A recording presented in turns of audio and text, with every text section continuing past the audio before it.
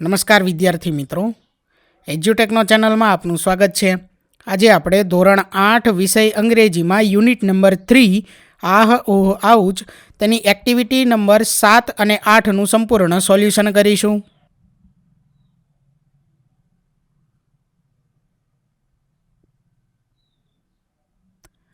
સૌથી પહેલાં છે activity number 7 A read the paragraph and answer the following question. એટલે કે અહીં જે ફકરો આપેલો છે તેને વાંચવાનો છે અને ત્યારબાદ પ્રશ્નોના જવાબ આપવાના છે. The elephant is the largest mammal on the earth. His weight is about 4,989 kg. He eats grass, leaves, fruits and barks. He spends 16 hours a day for eating. He eats 224 kg of food per day. The adult male is called a bull. The adult female is called a cow. The baby elephant is called a calf. His eyesight is poor. He can smell from 3 to 5 kilometers away. He has the largest brain in the animal kingdom. His sound is referred to as grunts, purrs, bellows, whistles, and trumpeting. His lifespan is up to 70 years. Elephant's trainer is called Mahavat. Elephants can hear by feeling the vibration in the ground with their feet.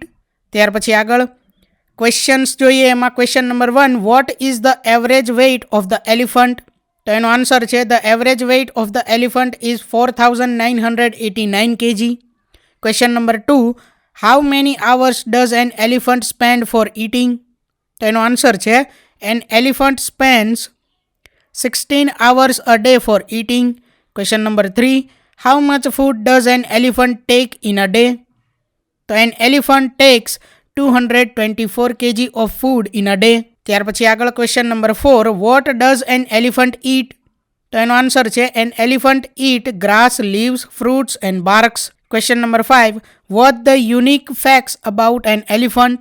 તો એનો answer છે the unique facts about an elephant. First, it has poor eyesight. Second, it can smell from 3 to 5 kilometers away. Third, it has the largest brain in animal kingdom. ત્યાર પછી આગળ question number 6, how many years can an elephant live? તો એનો answer છે an elephant can live up to 70 years. Question number 7, which words describe elephant's sounds? Grunts, purrs, bellows, whistles and trumpeting describe elephant sounds. Question number 8, who trains an elephant? તો એનો answer છે a Mahavat trains the elephant. ત્યાર પછી આગળ activity 7B, what will they speak? Find out proper expressions from the bracket and write in the blanks. એટલે કે તેઓ શું બોલશે તે માટે કૌંસમાં આપેલા જે ભાવનાત્મક શબ્દો છે તેનો ઉપયોગ કરવાનો છે અને અહીં ખાલી જગ્યા પૂરવાની છે. તો એની અંદર અહીં એક ઉદાહરણ આપેલું છે, રિયા મિસીસ ધ ટ્રેન. તો એમાં આવશે ઓહ નો.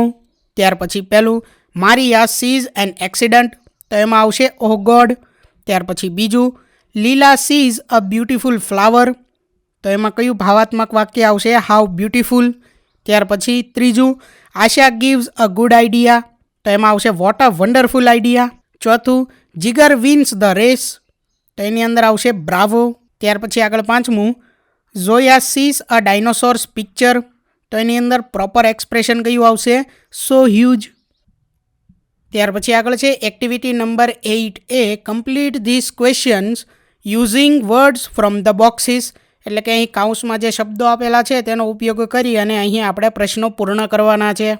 જેમાં બીજા નંબરનો જે પ્રશ્ન છે તે અહીં પૂર્ણ કરેલો છે તે પહેલાં જોઈ લઈએ, જે છે how many days are there in a week. એટલે પહેલી ખાલી જગ્યાની અંદર ડેઝ આવશે અને બીજામાં વીક આવશે. તો એનો આન્સર તેની સામે અહીંયા આપેલો છે, બરાબર.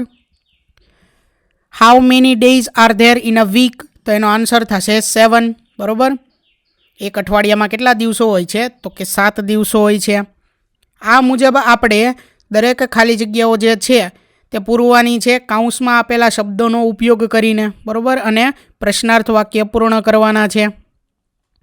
તો સૌથી પહેલું છે હાઉ મેની ખાલી જગ્યા આર ધેર ઇન અ ખાલી જગ્યા. તો એમાં પહેલી ખાલી જગ્યાની અંદર શું આવશે જવાબ? મંથ્સ, અને બીજી ખાલી જગ્યાની અંદર યર આવશે. બરાબર, એટલે આપણો આખો પ્રશ્નાર્થ વાક્ય શું બનશે? How many months R there in a year. એટલે કે વર્ષમાં કેટલા મહિનાઓ હોય છે? તો એનો જવાબ આપેલો છે અહીંયા, જે છે 12. બરાબર, અને બીજાનો જવાબ છે અહીંયા, જે છે 7. ત્યાર પછી આગળ જોઈએ ત્રીજું, how many hours are there in a day. તો એનો આન્સર આવશે 24. ત્યાર પછી ચોથું જોઈએ, how many weeks are there in a year. તો એની સામે આવશે 52. ત્યાર પછી આગળ પાંચમું આવશે, how many minutes are there in an hour. તો એમાં આવશે 60. ત્યાર પછી છઠ્ઠું, how many weeks are there in a month. તો એની અંદર જવાબ નથી લખેલો, ત્યાં આપણે જવાબ લખવાનો આવશે 4. ત્યાર પછી આગળ સાતમું, how many days are there in a month. તો એની અંદર આવશે 30 ઓર 31. બરાબર. ત્યાર પછી આગળ જોઈએ activity 8B, observe the pictures below, make the questions using how many or how much, then write the answers in the space given. 1 is done for you. એટલે કે અહીં જે ચિત્રો આપેલા છે તે ચિત્રોને જોવાના છે અને હાઉ મેની અને હાઉ મચનો ઉપયોગ કરી અને પ્રશ્નો બનાવવાના છે, અને પ્રશ્નો બનાવ્યા બાદ નીચે જે જગ્યા આપેલી છે તેમાં તેના જવાબ લખવાના છે. પહેલું અહીં આપેલું છે question, how many cups of ice creams R there in the pictures. તો એનો આન્સર અહીં છે, there are 3 cups of ice creams in the picture. ત્યાર પછી બીજો question, how much ice cream is there in the second cup. તો એનો answer છે, there is 200 ml ice cream in the second cup. ત્યાર પછી આગળ question number 3, how much money will you pay for the third cup. તો એનો answer છે, I will pay ₹10 for the third cup. ત્યાર પછી આગળ અહીં પહેલો ક્વેશ્ચન બનશે, how many bottles R there in the picture. તો એનો આન્સર છે, there are 3 bottles in the picture. ત્યાર પછી બીજો ક્વેશ્ચન બનશે, how much cold drinks is there in the first bottle. તો એનો આન્સર છે, there is 200 ml cold drink in the first bottle. ત્યાર પછી ત્રીજો ક્વેશ્ચન બનશે, how much money will you pay for the second bottle. તો એનો answer છે, I will pay ₹14 for the second bottle. ત્યાર પછી આગળ જોઈએ પહેલો ક્વેશ્ચન બનશે, how many books are there on the shelf. તો એનો આન્સર છે, there are 5 books on the shelf. બીજો ક્વેશ્ચન બનશે, how much do they cost. તો એનો આન્સર છે, they cost a lot. ત્યાર પછી આગળ પહેલો ક્વેશ્ચન બનશે, how many apples are there in the basket. તો એનો આન્સર બનશે, there are 10 apples in the basket. બીજો ક્વેશ્ચન બનશે, how much do they cost. તો એનો આન્સર છે, they cost a lot. તો વિદ્યાર્થી મિત્રો, અહીં યુનિટ નંબર 3 આહ ઓ આઉચ તેની એક્ટિવિટી નંબર 7 અને 8 પૂર્ણ થાય છે. થેન્ક યુ દોસ્તો. એજ્યુકટેકનો ચેનલ તરફથી વિડીયો નિહાળવા બદલ આપનો આભાર. આવા બીજા વિડીયોઝ નિહાળવા માટે અમારી યુટ્યુબ ચેનલ એજ્યુકટેકનો અત્યારે જ સબસ્ક્રાઇબ કરો.